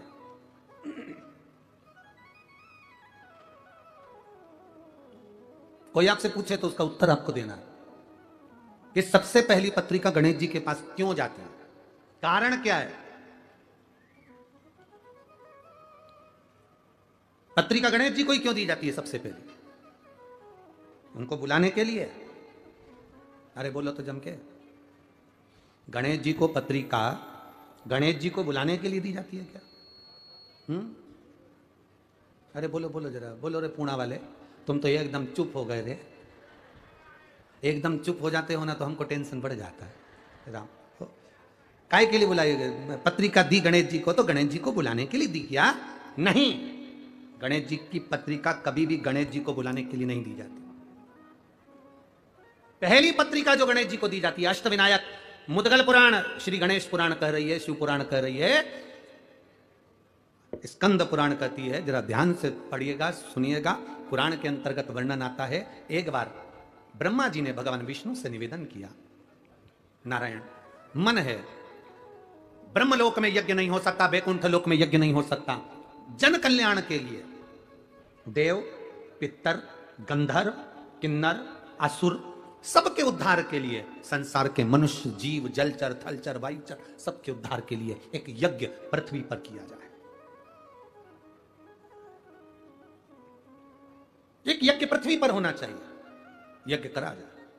ब्रह्मा जी ने भगवान नारायण से कहा, नारायण ने इंद्र से कहा, इंद्र से कहा, इंद्र ने सब सूचना कर दी कि जाओ देवादिदेव महादेव से प्रार्थना करो कि मृत्यु लोक में एक यज्ञ होना है, और वो यज्ञ ब्रह्मलोक में नहीं हो सकता, वो यज्ञ वैकुंठ लोक में नहीं हो सकता, वो इंद्र लोक में नहीं होगा, वो पाताल में नहीं होगा, तलातल रसातल कहीं नहीं, केवल मृत्यु लोक में वो यज्ञ होगा। और उस यज्ञ में नाग असुर गंधर्व देव पितर ऐसा कोई नहीं रुकना चाहिए, जलचर थलचर वायुचर जीव चराचर सब उस यज्ञ में आए, वो यज्ञ करा जाए। करो तैयारी यज्ञ की।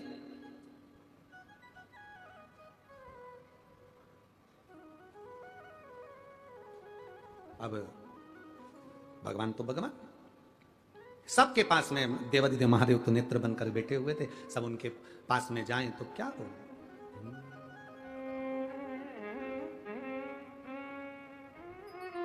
क्या हो? अपने स्थान पर बैठकर भगवान देवादिदेव महादेव से आज हरतालिका तीज के दिन शिव जी से, मां पार्वती जी से, श्री गणेश जी महाराज जी से अपने हृदय की बात, अपने दिल की बात बाबा देवादिदेव महादेव से अवश्य करें। जहां जगह मिले वहां बैठ जाओ, कीचड़ हो पानी हो तो खड़े खड़े प्रार्थना करो, पर करो जरूर। जहां जगह मिले वहां बैठकर भगवान देवाधिदेव महादेव से भाव से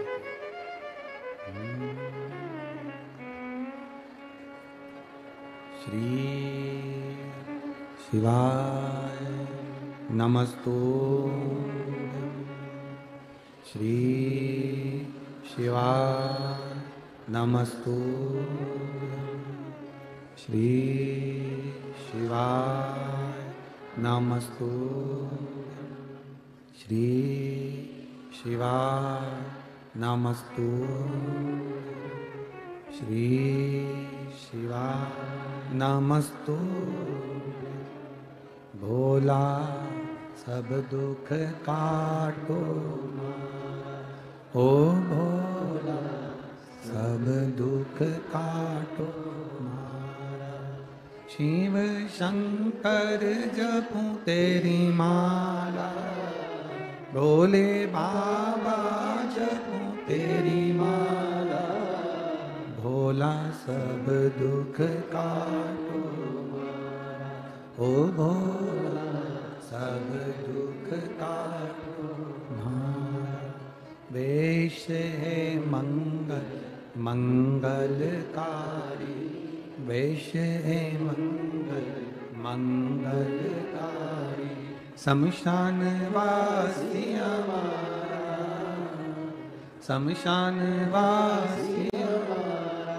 ओ भोला सब दुख काटो, ओ भोला सब दुख काटो। शिव कथा कह रही है, औघड़ी कह रहा है, भगवान शंकर कह रहे हैं। देवताओं ने एकत्रित होकर सबने यज्ञ करने का विचार किया, और वो यज्ञ होना है मृत्युलोक में, पृथ्वी पर। अब यज्ञ करने का जब विचार आया,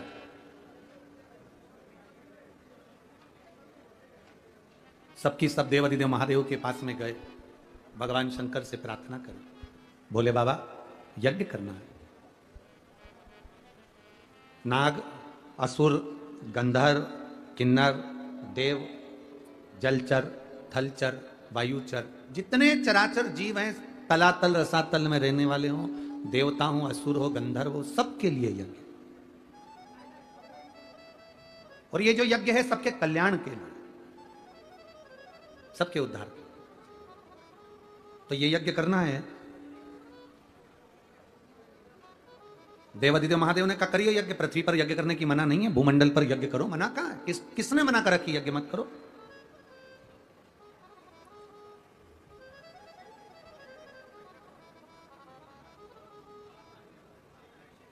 करिए यज्ञ, यज्ञ तो कर लें, पर एक सबसे बड़ी टेंशन का एक विषय है। उस यज्ञ को करने में सबसे बड़ा एक टेंशन, सबसे बड़ी चिंता का एक विषय है। क्या विषय है? सबसे बड़ा चिंता का विषय यह है कि यज्ञ चालू हो, उस यज्ञ में सब आए, उसका निमंत्रण कौन देने जाए। अब बहुत सावधानी से सुनना। जो लोग कहते हैं कि गणेश जी को हम वो क्या बोलते हैं पत्रिका देकर आते हैं, उनको बुलाते हैं शादी में, तो वो पत्रिका पर विशेष ध्यान दीजिएगा कि आपने पत्रिका गणेश जी को दी है, पर गणेश जी का कार्य क्या है।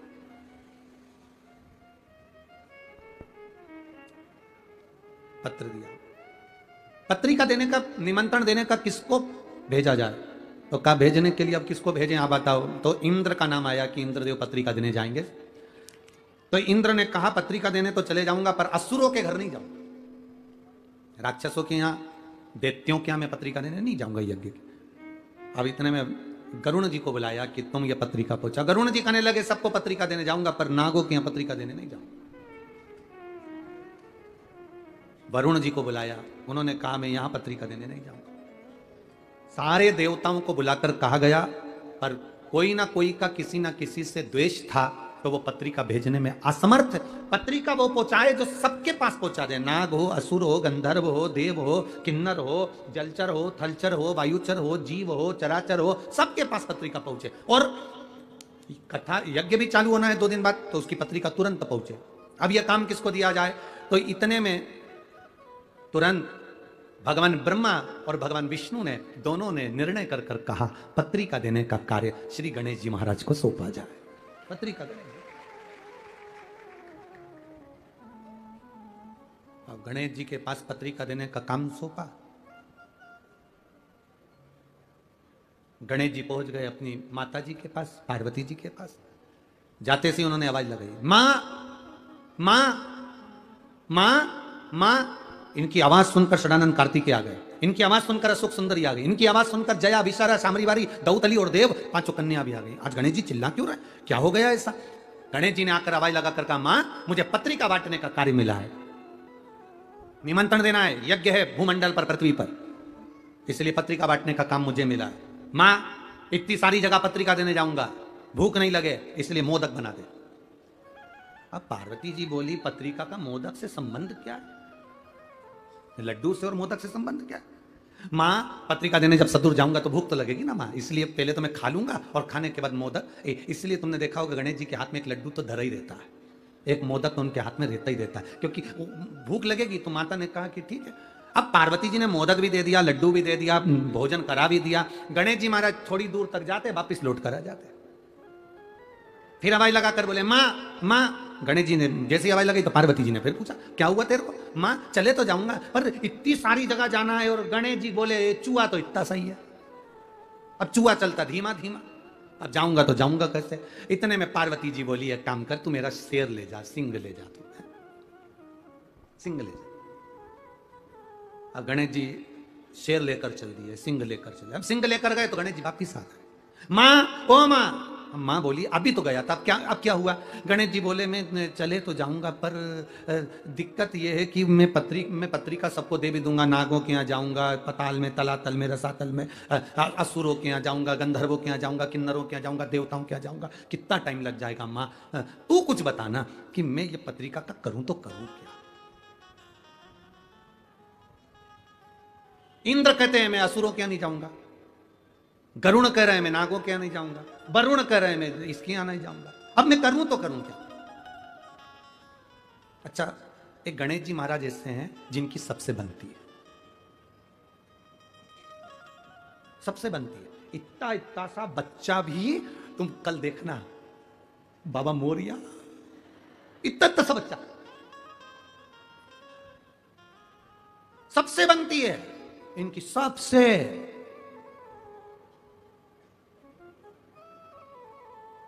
ब्राह्मण हो, क्षत्रिय हो, वैश्य हो, शूद्र हो, कोई भी हो, किसी भी जाति का, और यहां तक शास्त्र कह रहा है किसी भी धर्म का हो, वो किसी भी धर्म का हो तो भी गणेश जी से बनती है, किसी भी धर्म का हो। इसलिए सिद्धि विनायक जी के मंदिर में, अष्ट विनायक के मंदिर में सब धर्म का आदमी चले जाता है, सबसे बनती है। अब गणेश जी बोले, मां अब मैं कैसे जाऊं? तो इतने में अशोक सुंदरी बैठी थी, आंखों में बहुत सारा काजल लगा था, छोटी थी, काजल बहुत सारा आंखों में लगा था, और बहुत सुंदर दो यहां पर पुष्प लगे हुए थे अशोक सुंदरी के, और बड़ी सुंदर मस्तक पर बिंदी थी, होठों पे लाली थी, आंखों में सुरमा था। और इतने में अशोक सुंदरी आके मैया पार्वती जी के गले में बैया डालकर खड़ी होकर पूछी, माँ हुआ क्या? ये गणेश क्यों चिल्ला रहा है कि बेटा इसको जाना है पत्रिका बांटने के लिए और ये जा नहीं रहा, और कह रहा है कि मेरे को जाने में समय लग जाएगा, किसके यहाँ जाऊं, किसके यहाँ नहीं जाऊं, असुरों के यहाँ जाऊंगी और पकड़ के बिठा लिए तो जाऊं कहां पर, मैं किसके यहाँ जाऊं? इतने में अशोक सुंदरी ने मैया के कानों में कहा, मैया गणेश भैया से कह दो सारी पत्रिका एक ही जगह पे रख दो। कहां पे? तो के शंकर जी के चरणों में रख दो।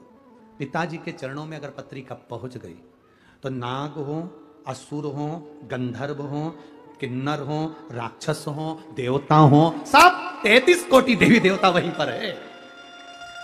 कथा में कहा था, जहां पर कथा में वर्णन करा था, ये शिवलिंग, शिवलिंग का जलाधारी, ये पार्वती जी, अशोक सुंदरी, षडानंद कार्तिकेय, गणेश, शंकर जी के ऊपर जलाधारी, जया, विषहरा, श्यामलहरी, देव, दौतली, ये सब कन्या, जहां से पानी बहकर जाता वहां 33 कोटि देवी देवता सब वहीं पर, सब वहीं पर। कह दो, निवेदन कर दो कि तुम पत्रिका शिव जी के सामने दे दो, शंकर जी के सामने। ठीक है, निवेदन स्वीकार किया। जो स्वीकार किया, गणेश जी ने पूछा, मां पत्रिका का क्या करूं, निमंत्रण देने कहां जाऊं? इतने में तुरंत पार्वती जी ने कहा, पत्रिका गणेश जी तुम पिताजी के चरणों में, शिव जी के चरणों में रख दो। पत्रिका ले जाकर जैसे शंकर भगवान के चरणों में रखी, शंकर भगवान तो नेत्र बंद कर कर तप साधना में लगे थे। यज्ञ प्रारंभ हुआ, और यज्ञ प्रारंभ हुआ, और प्रारंभ होते से ही इतने में ब्रह्मा जी ने भगवान गणेश जी से पूछा, सबको पत्रिका दिया है ना, सबको निमंत्रण दिया है ना? तो गणेश जी बोले, ब्रह्मा जी आप चिंता मत करो, जो पत्रिका मेरे पास में आती है वो पत्रिका 33 कोटि देवी देवता ही नहीं, चराचर जलचर असुर संदर्भ गंधर्व सबको पहुंच जाती है। जो पत्रिका मेरे पास में आई, मैंने वो शिव जी के चरणों में रख दी, और वो पत्रिका सब दूर पहुंच गई। ब्रह्मा जी ने यह बात भगवान विष्णु से कहा, ब्रह्मा जी ने यह बात भगवान नारायण से कहा, प्रभु गणेश जी ने पत्रिका किसी के यहां नहीं भेजी, कौन आएगा यज्ञ में?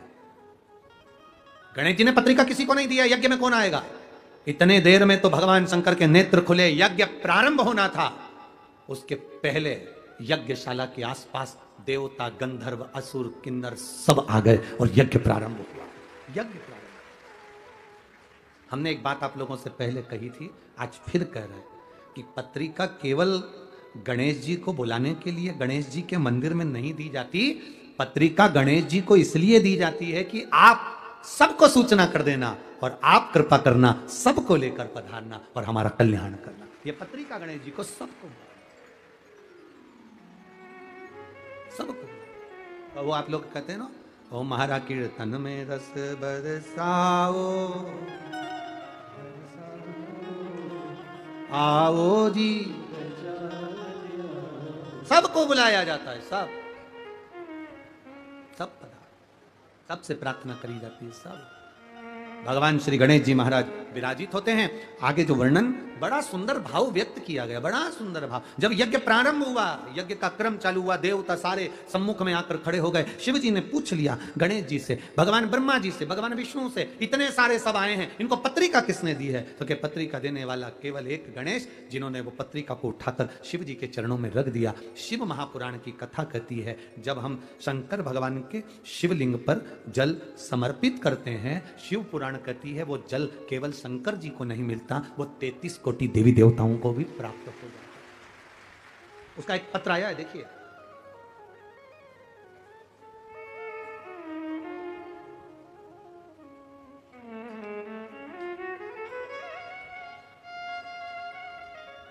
मैं सो शुभांगी तुषार धोड़के, मैं पीपरी चिंचवड़ कालेवाड़ी में रहती हूँ। कहीं बैठी हो तो हाथ हिला सकती हैं। अगर कहीं बैठी हो, दोनों तीनों पंडाल में कहीं पर भी हो तो हाथ हिला सकती है। मैं सो शुभांगी तुषार घोड़के, मैं पिंपरी चिंचवड़ कालेवाड़ी में रहती हूँ। एक लोटे जल और पशुपति व्रत का क्या बखान करूं गुरुदेव। मेरा बेटा 1 साल का था, तब उसके शरीर में सोराइसिस की बीमारी हो गई। शरीर में जब सोराइसिस की बीमारी हुई, 1 साल का मेरा बच्चा, वो बीमारी उसके शरीर में आ गई। और गुरुदेव मेरा बेटा 10 साल का हो गया, पर उसका इलाज करवा करवा कर थक गए हैं, पर वो बीमारी उसकी गई नहीं। जब 10 साल का बेटा हो गया, बीमारी नहीं गई और वो बीमारी बढ़ती चली गई। उसके शरीर पर खुजाल चलती, पूरी फुकड़ी निकलती शरीर की। सोराइसिस की बीमारी, डॉक्टर कहते हैं गुरुदेव कि ये मरते दम तक रहती है, ये सोराइसिस की बीमारी समाप्त नहीं होती। तब मेरी माँ ने मुझे फोन पर कहा कि सियोर वाला महाराज कथा करता है, टीवी पर आती है, कभी 1 बजे आ जाती है, कभी 2 बजे आती है। उस कथा को तुम सुनो और टीवी के सामने बैठकर ही बाबा से प्रार्थना करो।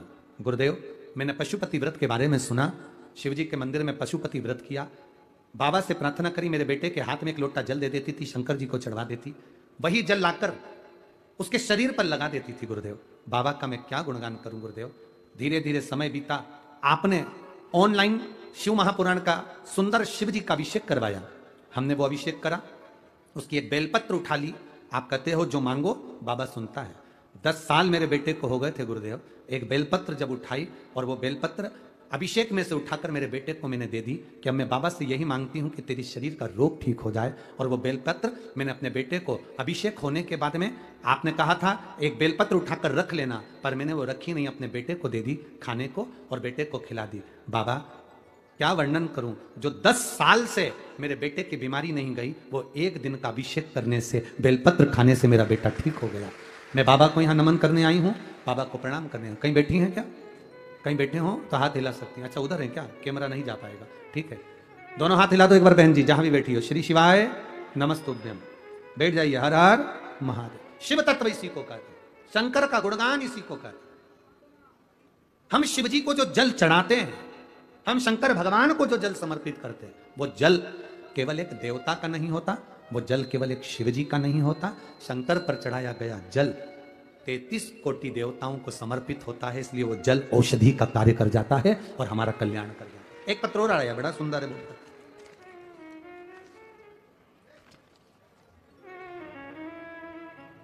मेरा नाम वर्षाबाई गुलाब बोर से है। कहीं बैठी हो तो हाथ हिला सकती हैं। आप ही हैं? बेटा आया है साथ में? बधाई बाबू आपको बहुत बहुत। एक बार वापिस हाथ हिलाओ बाबू। हाँ ठीक है। मेरा नाम वर्षाबाई गुलाब बोर से, पता नाड़ा तहसील पांचोरा, जिला जलगांव से आए हैं। हमारा मोबाइल नंबर ये है। गुरुदेव महादेव का क्या वर्णन करूं। 2016 से मेरा बेटा सरकारी नौकरी के लिए तलाश कर रहा था, पर उसकी नौकरी 2016 से नहीं लगी।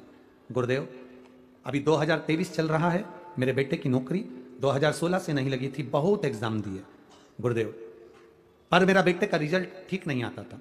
बाबा 2022 में आपकी कथा सुनना प्रारंभ करी और बेटे को एसएससी जीडी का फॉर्म भरवाया। बेटे का जब एसएससी जीडी का फॉर्म भरवाया तो बेटे का जब एग्जाम के लिए आया तो मैंने अपने बच्चे से कहा, सियोर वाला महाराज कहता है एक बेलपत्री पर शहद लगाकर बीच वाली पत्ती पर शंकर को चढ़ाकर जाना और मेहनत पूरी करना। अपनी मेहनत के बल पर तू जीत जाएगा, शंकर तेरे साथ होगा। वही की वही मेरे बेटे ने करा। जो 2016 से पास नहीं हो पा रहा था, बाबा की कृपा से एसएससी जीडी के एग्जाम पास कर कर बीएसएफ में चयन हो गया और मेरा बेटा का बीएसएफ में चयन हुआ और सरकारी नौकरी लगी। मेरा बेटा साथ आया। एक बार दोनों हाथ हिला दो बाबू। हर हर महादेव। बधाई आपको बहुत बहुत। श्री शिवाय नमस्तुभ्यम। शिव तत्व इसी को कहते हैं, औघड़ी इसी को कहते हैं। शंकर तेरी कृपा बिना ना हिले एक भी, लेते हैं श्वास तेरी कृपा से। बखान क्या करूं मैं राखों के ढेर का, चपटी भभूत में खजाना कुबेर का। हे गंगधार मुक्ति द्वार ओमकार तू, भोले ओमकार तू। आयो शरण तिहारी शंभुतार। अपनी कीमत अपने आप को बनाना। दूध की कीमत 40, 50, 60, 70, 80, 90, 100 रुपए किलो होता है, पर वही दूध अपनी कीमत को बनाता है तो अग्नि पर तपता है, तपता है तो घी बनता है, घी बनता है तो कीमत वाला हो जाता है। आप स्वयं अपनी कीमत बनाओ, भले लोग तुम्हें सस्ता समझें, पर इतनी मेहनत करो, इतने दुनिया में तप जाओ कि तुम्हारी कीमत प्रबल हो जाए। कीमत वाले बनो। कीमत दूध की क्या कीमत? अरे 100 रुपए किलो होगा, 60 रुपए किलो, 80 रुपए किलो होगा, पर वो घी की कीमत 400, 500, 600 तपने के बाद कीमत आती है। दुनिया आप शब्द कहे तप रहे हो, दुनिया ताने दे तप रहे हो, दुनिया गाली दे तप रहे हो। जब आप उन्नति की सीढ़ी पर चढ़ें, जब आप कोई कार्य करें, जब आप कुछ बोलें और उस बोलने पर अगर किसी का रिएक्शन नहीं है, तुम्हारे आगे बढ़ने पर लोगों को टेंशन नहीं है, तुम्हारे आगे बढ़ने पर लोगों को तुम्हारी टेंशन नहीं आ रही है, तो समझ लो कि तुमने अभी कोई नाम नहीं कमाया। तुम्हारे बोलने के बाद लोग सोच में पड़ जाएं और आपस में बात करने लगे तो समझो कि बात में दम है, नहीं तो यूं है। कोई मतलब तुम आगे बढ़ रहे हो, दुनिया को टेंशन, परिवार को टेंशन, कैसे कमा लिया, गाड़ी कैसे आ गई, बंगला कैसे आ गया, कहां गई थी, कौन से महाराज के पास गई थी, ना जाने कहां पहुंच गई। अब उसको चिंता में पड़ गई कि करती क्या है। उसको लग रहा है कहीं ये नीचे ना दबा दे, तो लोगों से कहना चालू कर दिया, अरे वो तो सियोर वाले महाराज के चक्कर में पड़ गई, ना जाने कहां के टोने टटका में पड़ गई। अब शंकर जी के मंदिर में जल चढ़ाना कोई टोटका होता? शंकर जी के मंदिर में बेलपत्र चलाना कोई टोटका होता? शंकर जी के मंदिर में धतूरा चढ़ाना कोई टोटका होता? शंकर जी के मंदिर में जाकर पोछा लगाना टोटका होता? शंकर जी के मंदिर में जाकर झाड़ू लगाना टोटका होता? शंकर जी के मंदिर में दुर्वा चढ़ाना टोटका होता? शंकर जी के मंदिर में यह फुलेरा लगाना टोटका होता? जिसको टेंशन है वो उंगली उठाता है, और उसका उठाना जरूरी भी है। अगर वो उंगली नहीं उठाएगा तो आप कभी जिंदगी में आगे नहीं बढ़ पाओगे। बढ़ो। जिसको शिव महापुराण में टोटका नजर आए, समझ लो कि अब तुम उन्नति की ओर बढ़ रहे हो। लोगों को तुम्हारे मंदिर जाने से टेंशन हो गया। आजकल बहुत खुश रहती है, बहुत। जब से ये कथा में से आई, एक पत्र आया है टेंशन का।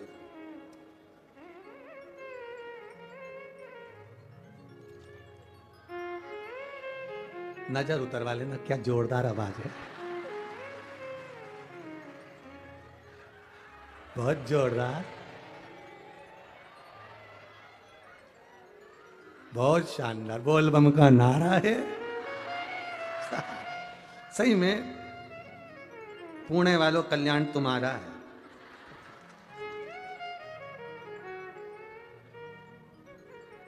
गुरुजी मैं स्वाति रवि मंगल अमरावती की रहने वाली हूं। कहीं बैठी हो तो हाथ हिला सकती है। गुरुजी मैं स्वाति रवि मंगल अमरावती की रहने वाली हूं। एक लोटे जल और एक बेलपत्री का क्या वर्णन करूं गुरुदेव। मेरी किडनी खराब है, मेरा लीवर खराब है, 13 सालों से परेशान हूं गुरुदेव। मेरी किडनी के पास में स्टोन हो गया, जिसके कारण मेरी किडनी और लीवर दोनों ही बेकार हो गया। लीवर इसलिए बेकार हो गया, मेरे को 3 सालों से लीवर में पीलिया है, और 3 सालों से मैं पीलिया लीवर के अंदर हो गया, तो मेरा लीवर खराब हो गया। किडनी के पास स्टोन है तो वह तकलीफ दे रही। सारे डॉक्टरों का इलाज करवाया, डायलिसिस भी चल रहा है, सब कुछ हो रहा, पर आराम नहीं मिला। डॉक्टर का एक ही कहना है, किडनी के पास से स्टोन हट जाएगा तो तुम्हारा लीवर और किडनी दोनों काम करना प्रारंभ कर देगा। पर उसका ऑपरेशन नहीं कर सकते। ऑपरेशन करेंगे तो लीवर किडनी दोनों ही का ऑपरेशन साथ में करना पड़ेगा। अब करें तो करें क्या। किसी ने कहा शंकर भगवान को 1 लोटा जल, 1 बेलपत्री का प्रयोग करना प्रारंभ करो, बस। अब 1 लोटा जल शिव जी के मंदिर में चढ़ाते, बेलपत्र का प्रयोग करते। बेलपत्र केवल 2 बार खाई, और तीसरी बार मेरा जो स्टोन था किडनी के पास में, वो अपने आप गिर गया, और डॉक्टर ने कहा कि तुम्हारा किडनी और लीवर भी धीरे धीरे काम करेगा। यह शिव तत्व है। ओ घड़ी, कहीं बैठे हो तो हाथ हिला सकती हैं। शिव तत्व की प्राप्ति इसी को कहते हैं, शंकर की प्राप्ति इसी को कहते हैं। तेरी कृपा बिना न हिले, बैठी हैं इधर, हाँ हाथ हिला सकती हैं दीदी, एक बार दोनों हाथ हिला दो। हर हर महादेव। ठीक है, विराजिए अपनी जगह पे, बैठ जाइए। शिव तत्व की प्राप्ति इसी को कहते हैं। तेरी कृपा बिना न हिले एक भी अणु, लेते हैं श्वास तेरी कृपा से तनु। ये शिव तत्व की प्राप्ति है। भगवान ओघड़दानी शंकर भगवान को जल चढ़ाया, सबको मिलता है। समय आया, माता पार्वती जी के सुंदर उपटन से श्री गणेश जी महाराज प्रकट हो रहे हैं। जोरदार ताली बजाएं श्री गणेश जी महाराज के प्रागट्य की। आज हरतालिका तीज की संपूर्ण देशवासियों को, संपूर्ण माताओं को, भाइयों को, बहनों को, बच्चों को, सबको बहुत बहुत बधाई। रात्रि को फुलेरे का दर्शन करने अवश्य जाएं। कल गणेश चतुर्थी की आपको आज से ही बधाई। गणेश जी का जन्मोत्सव का आज मना रहे हैं भाव के साथ में। कल गणेश जन्मोत्सव की, गणेश प्रागट्य उत्सव की, गणेश जी के विराजमान होने की बहुत बहुत बधाई।